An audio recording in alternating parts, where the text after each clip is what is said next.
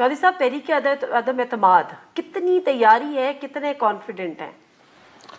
मैं तो कॉन्फिडेंट हूँ कि अभी तो मुझे लगता नहीं कि वोटिंग की नौबत आएगी तो इंशाल्लाह देख लेंगे, कोई मसला नहीं है। अच्छा, आपने आज एक प्रेस कॉन्फ्रेंस में एक क्लेम किया है कि 7 मुनहरिफ अरकान वापस आ गए।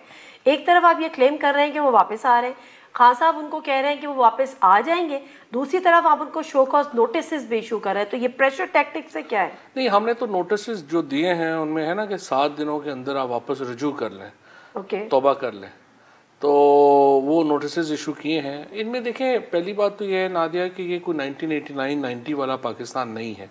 अब बहुत ज़्यादा सोशल प्रेशर्स हैं लोगों पे।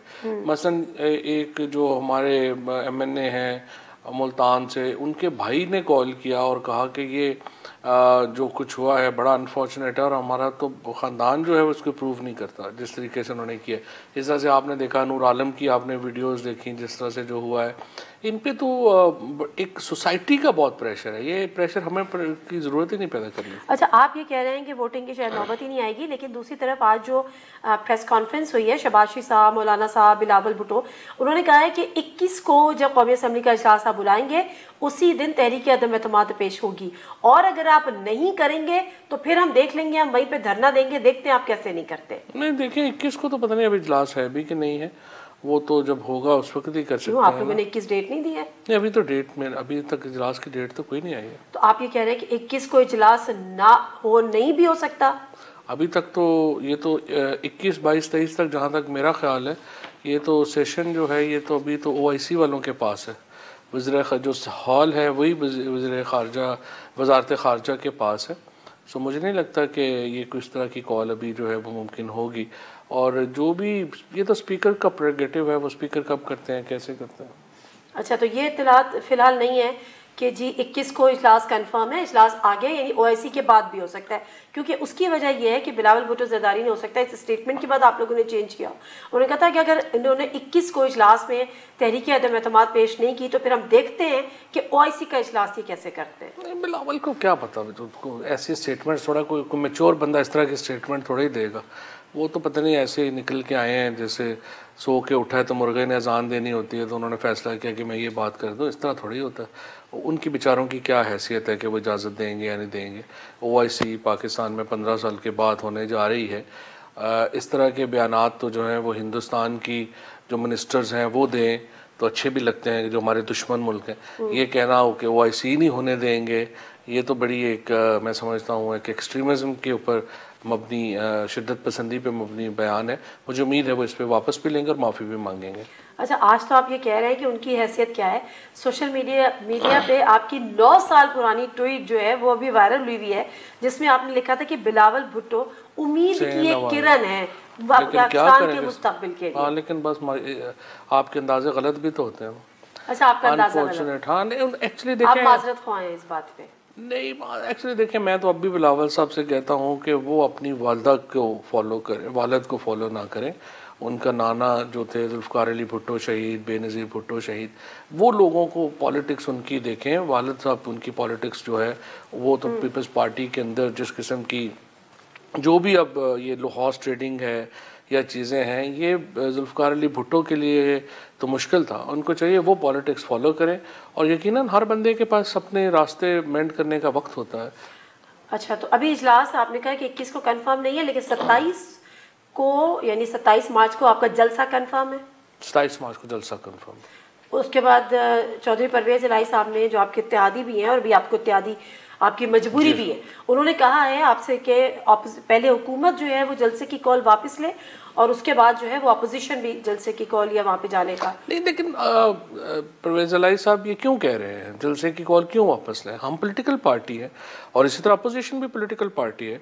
आप ये कहें कि जलसों का इंतज़ाम और इंसराम इस तरह होना चाहिए कि कोई तसादुम ना हो, इस तरह से होना चाहिए कि कोई तशद्दुद ना हो, कोई वहाँ पे असलहा लेके ना आए, कोई वहाँ पे जो है वो सोटियाँ डांगे लेके ना आए। पुरअमन जलसे, अगर पॉलिटिकल पार्टी जलसे नहीं करेंगी तो क्या करेंगी?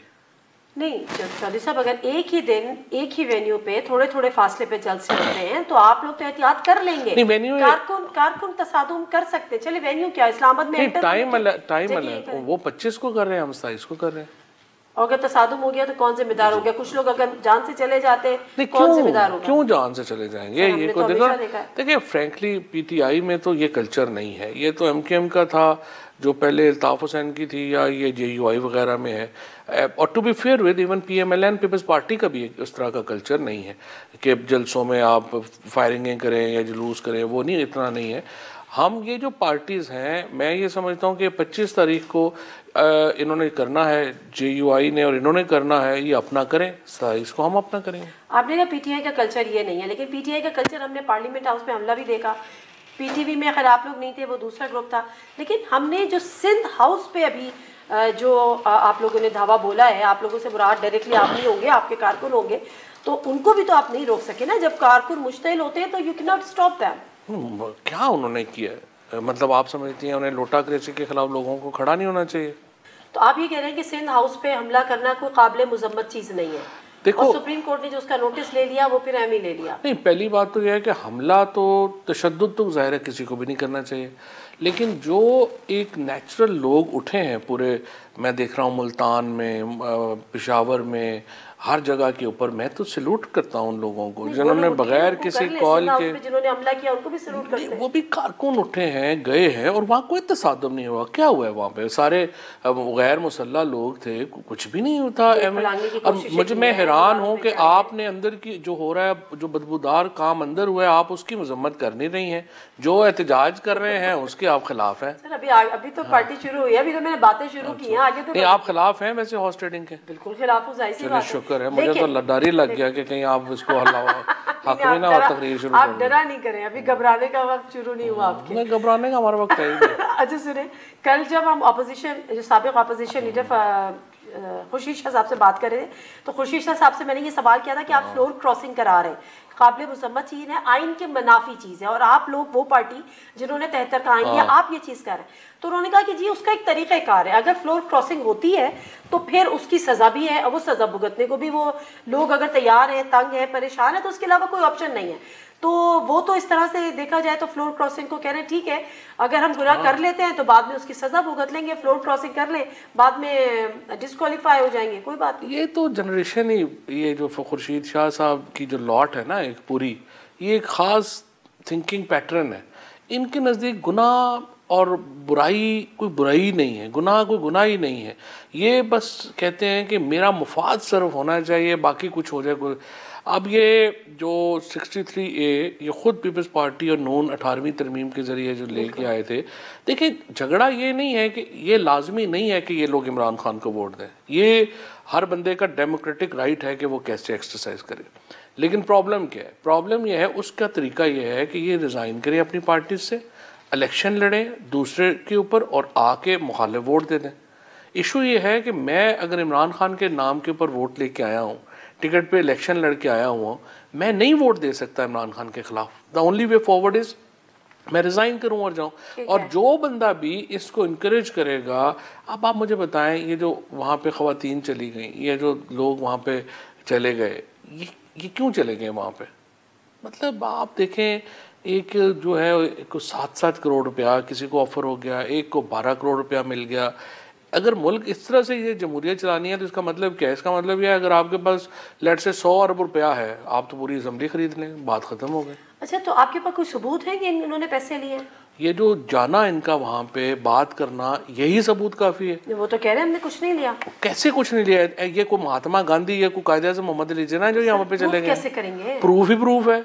ये जो सारी वहाँ पे गई हैं, ये जो वहाँ पे गए हैं, सारे लोग वहाँ पे गए हैं, ये मुफाद के लिए गए हैं।